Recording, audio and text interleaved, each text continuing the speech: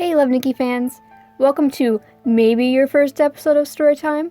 Today I'm going to explain what happens in chapter 1 through 14 because a lot of people suddenly get interested in the plot around chapter 15 for reasons. This is going to be a relatively quick summary, but if you want to hear about each chapter individually with more detail, or you want to hear about the characters in more detail, there's a series on this channel for that too.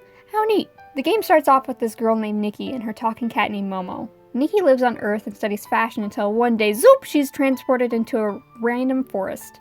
There's a woman there named Nanari, and she's like, hey, I'm the one who brought you here. This place is called Maryland, and stuff's about to get real crazy soon, so I need you to stop it, okay, bye? And then she glitches out, because it turns out Nanari was a hologram all along, whoa! Nikki freaks out for a hot second, and then she's like, yep, this is totally normal, and then she and Momo make their way out of the forest and end up in some random town. There, they meet a girl named Bobo, or Yoko if you're still bitter, who's like, yeah, I don't have any plans for the next few years, so I guess I'll follow you around. They also meet this girl named Lunar, who is a fancy designer, but not very good at self-defense, because a woman named Mela stole her stuff. Mela is part of a super secret organization that goes around and steals the designs people make for clothes, and it's all totally legal because it's actually an organization founded by the Queen. This organization is called the Iron Rose, remember it for later. Here's a good spot to explain how this world works. There's no violence, for actual plot reasons that will be explained in the future, and yes, there is an actual reason. They kind of live like they're in the world of Pokemon, but instead of using Pokemon to fight, they use the power of fashion. Don't think too deep into it, it's a dress-up game. Nikki, Bobo, and Momo start traveling across Maryland, finding new friends and also villains. Also, here's another well-placed exposition dump, and I promise this is the last one. There are 7 countries in Maryland. Pigeon Kingdom, which is fantasy-themed, Lilith Kingdom, which has a fairy tale theme, and yes, those are 2 different themes, Cloud Empire, which mainly has a Chinese theme, North Kingdom, which is where all the military and fighting stuff goes, the Republic of Wasteland, which is kind of like a catch-all for all Middle Eastern and also Native American sort of looks, and also like this one random Egyptian outfit, Ruin Island, which is where all the cool robotic futuristic stuff goes, and then Apple, which is this, where all the rest of the stuff goes. So back to the plot. Nikki meets a whole lot of new friends that show up literally everywhere she goes, including but not limited to Athletic Girl, Band Girl, Dating Girl, Shy Girl, Professional Girl, Manga Girl. Eventually they end up in Wintermount, a large city in Lilith Kingdom. There they meet Nikki's clone, by Jinjin, and Jinjin's fiance, Zhang Lizi.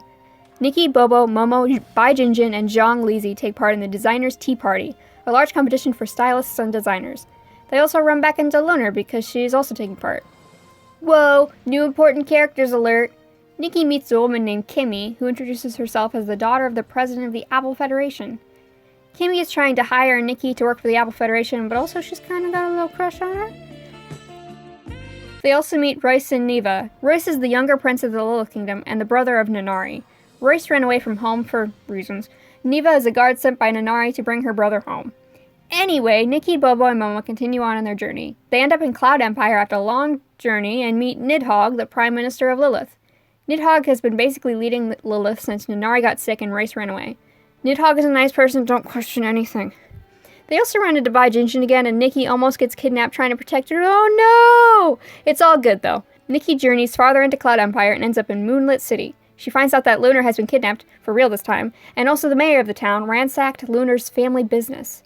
Nikki runs into an Apple Federation military officer named Orlando, and they're both like, yeah, this is shady, very shady. So they burst into the town hall to find out Lunar wasn't kidnapped at all, and it was all a ruse to throw the Iron Rose off the mayor's trail.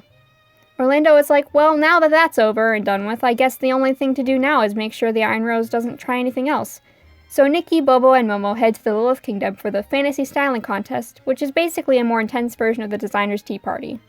There, they meet Ace. She's important later, but all you need to know right now is that she's a good sword fighter.